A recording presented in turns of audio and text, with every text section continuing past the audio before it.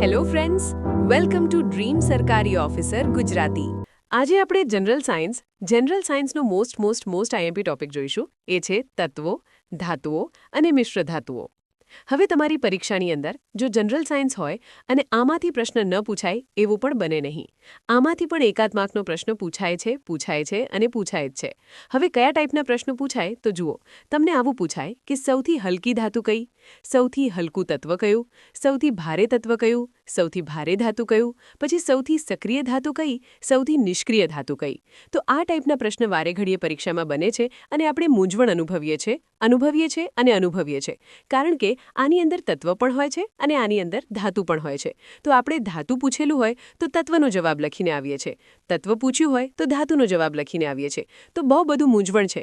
તો આજના લેક્ચરમાં આ બધું જ મૂંઝવણ હું તમારું દૂર કરીશ અને જે પણ હું ચલાવું છું યાદ રાખી જ લેજો, ગોખી જ મારજો. ઓકે, આટલું તો તમારે કરવાનું જ છે કારણ કે જનરલ સાયન્સમાં આમાંથી પ્રશ્ન પૂછાય છે અને પૂછાય જ છે અને બધાને ખોટા પડે છે.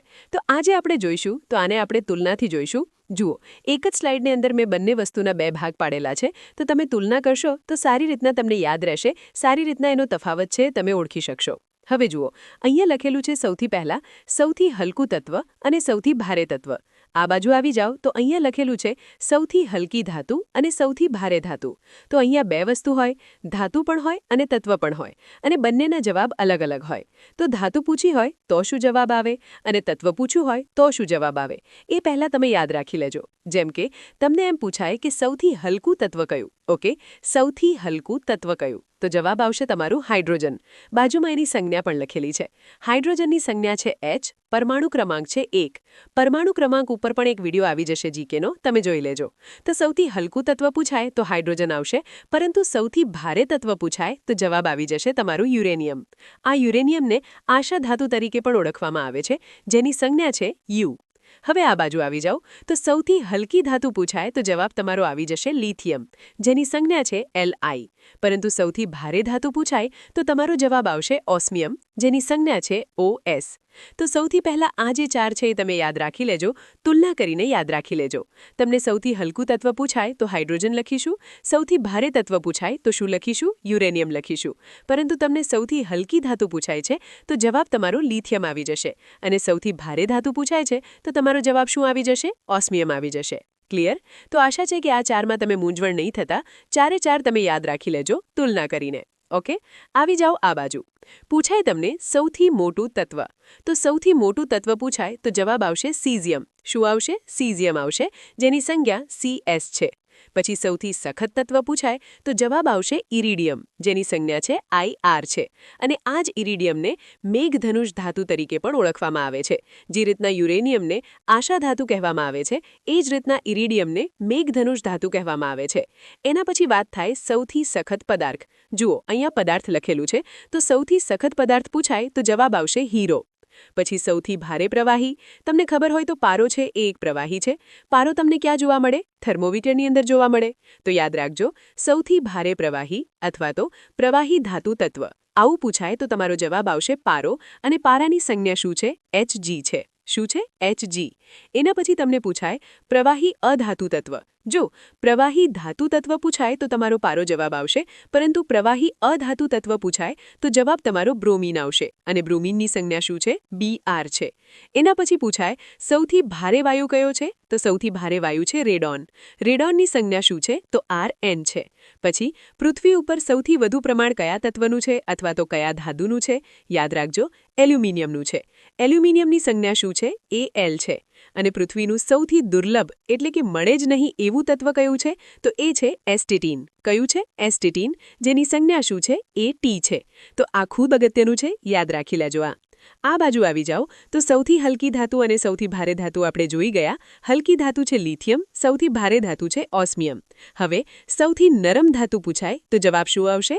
તો જવાબ આવશે સોડિયમ અને પોટેશિયમ.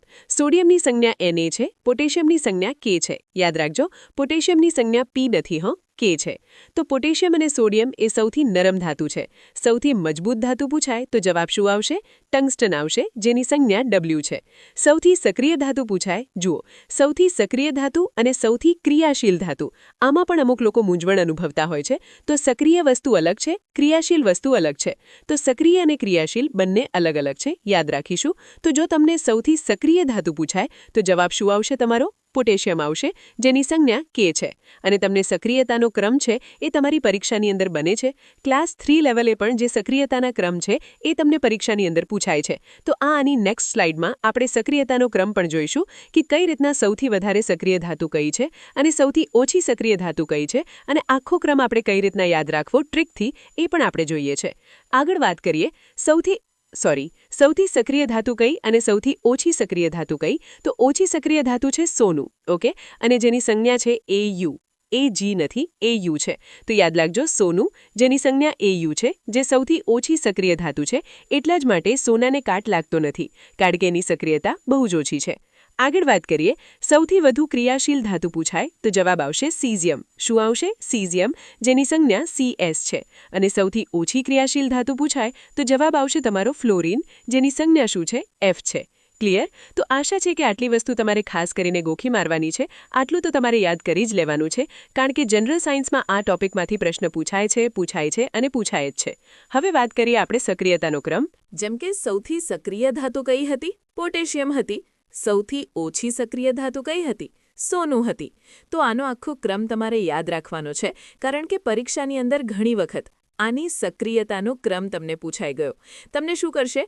અહીંયા જેટલા પણ તમને તત્વો આપેલા છે એ તત્વોમાંથી 5-6 તત્વો આપેલા હશે અને તમને 4 ઓપ્શન આપેલા હશે. તમને કહેશે કે ભાઈ આને સક્રિયતા પ્રમાણે ગોઠવો, સક્રિયતા પ્રમાણે ચડતા ક્રમમાં એટલે કે અસેન્ડિંગ ઓર્ડર, અથવા તો સક્રિયતા પ્રમાણે ઉતરતા ક્રમમાં ગોઠવો. આ રીતના તમને પ્રશ્ન પૂછી લેશે અને તમારે આ તમને યાદ રાખવું પડશે, આખી લાઈન યાદ રાખવી પડશે. હવે આખી લાઈન યાદ રાખવા માટે મેં એક ટ્રીક પણ બનાવી છે, એ ટ્રીક જોઈએ.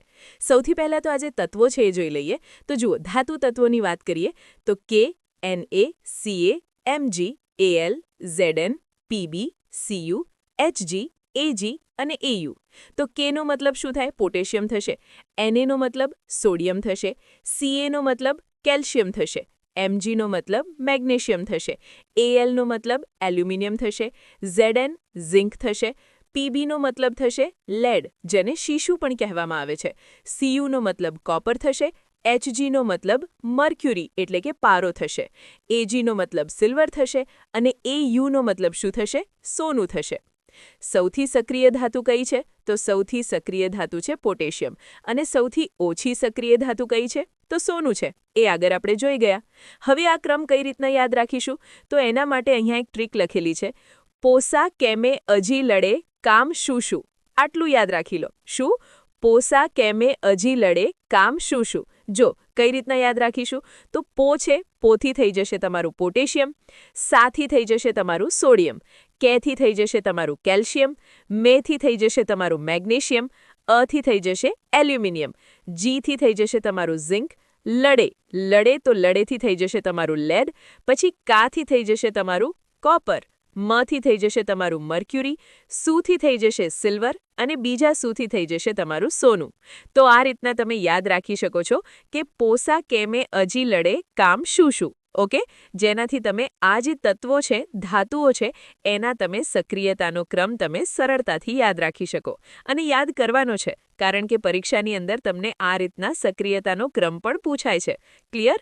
તો આટલું તમારે ખાસ યાદ રાખી લેવાનું છે. ઓકે, હવે વાત કરીશું મિશ્ર ધાતુ, એલોય. મિશ્ર ધાતુ એટલે કે તમને ડાયરેક્ટ મળે નહીં, તમારે બનાવવી પડે. એટલે કે અમુક ધાતુઓને ભેગું કરીને તમારે નવી ધાતુ બનાવવી પડે અને નવી ધાતુ બનાવી અને મિશ્ર ધાતુ કહેવાશે, કારણ કે 2 ધાતુઓના જોડાણથી એ બનેલું છે. જેમ કે રોજિંદા જીવનમાં આપણે સ્ટીલનો ઉપયોગ કરીએ છીએ, તો સ્ટીલ શું આપણને પૃથ્વીમાંથી ડાયરેક્ટ મળે છે? ના, પૃથ્વીમાંથી ડાયરેક્ટ નથી મળતી, એને બનાવવી પડે છે. પછી સ્ટેનલેસ સ્ટીલ છે, પછી પિત્તળ છે, પછી બ્રોન્ઝ છે, મેગ્નેલિયમ છે, પછી ડ્યુરાલ્યુમિન છે, પછી નિક્રોમ છે, જર્મન સિલ્વર છે. એ આપણે બનાવવું પડે છે, કારણ કે મિશ્ર ધાતુ છે, બે ધાતુઓના જોડાણથી બનેલું છે, એટલે કે બે અથવા બેથી વધારે ધાતુઓના જોડાણથી બનેલું છે. તો એ પણ તમને પરીક્ષામાં પૂછાય છે. જેમ કે સૌથી પહેલાં વાત કરીએ સ્ટીલ, તો સ્ટીલ છે કયા બે ધાતુઓના જોડાણથી બનેલું છે? તો આયન એટલે થશે તમારું લોખંડ, તો લોખંડ એટલે કે Fe અને કાર્બન એટલે કે સી, આ બંનેના મિશ્રણથી શું બને છે? સ્ટીલ બને છે.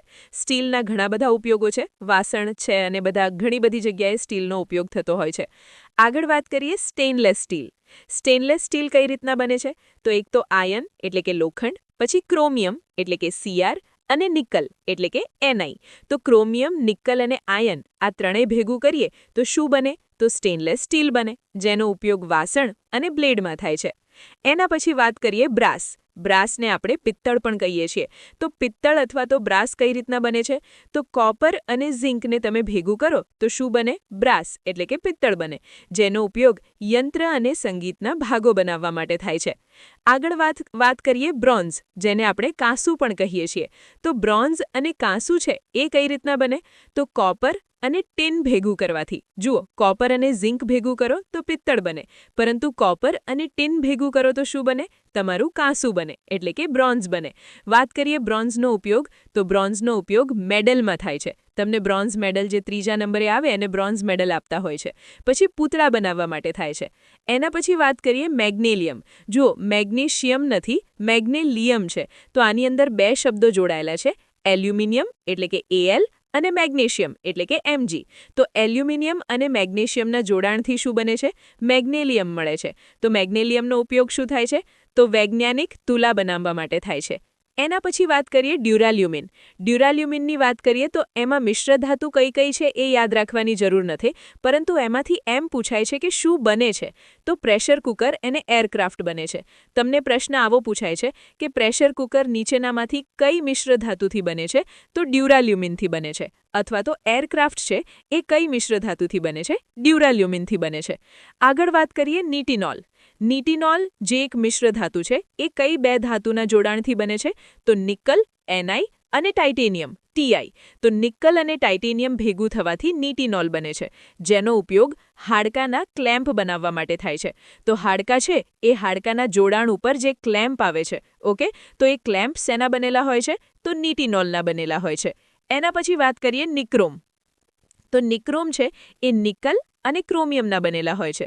તો નિકલ અને ક્રોમિયમથી શું બને છે? નિક્રોમ બને છે, જેનો ઉપયોગ ઇસ્ત્રીના તારની અંદર થાય છે. આગળ વાત કરીએ જર્મન સિલ્વર. જર્મન સિલ્વર એ કોપર, નિકલ અને ઝિંકથી બને છે, જેનો ઉપયોગ શેમાં થાય છે? વાસણ બનાવવા માટે થાય છે. તો યાદ રાખજો જર્મન સિલ્વર. તો આ જર્મન સિલ્વરની અંદર કોપર, નિકલ અને ઝિંક આ ત્રણે ત્રણ તત્વોનું મિશ્રણ હોય છે. ઓકે, તો તમને આમાંથી કઈ રીતના પરીક્ષામાં પૂછાય? તો તમને આ મિશ્ર ધાતુઓ આપેલા હશે અને તમને પરીક્ષામાં એવું પૂછાઈ જશે કે નીચેનામાંથી ઓકે કયા ધાતુઓને ભેગા કરવાથી આ મિશ્ર ધાતુ બની. તમને 4 ઓપ્શન આપેલા હશે, જેમાં આ ટાઈપના ઓપ્શન લખેલા હશે. તમારે એક ટિક કરવાનો રહેશે.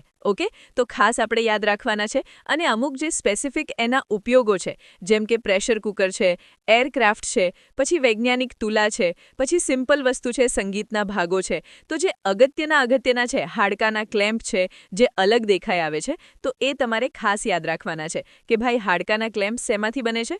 નિટિનોલમાંથી બને છે. પ્રેશર કુકર, એરક્રાફ્ટ શેમાંથી બને છે? ડ્યુરાલ્યુમિનમાંથી બને છે. તો આ પણ આપણે ખાસ યાદ રાખીશું. ઓકે, તો આ સાથે આપણો આજનો જીકેનો ટોપિક અહીંયા પૂરો થાય છે. મળીશું નેક્સ્ટ જીકેના ટોપિકમાં. ત્યાં સુધી વાંચતા રહો. All the best. જય હિન્દ, જય ભારત.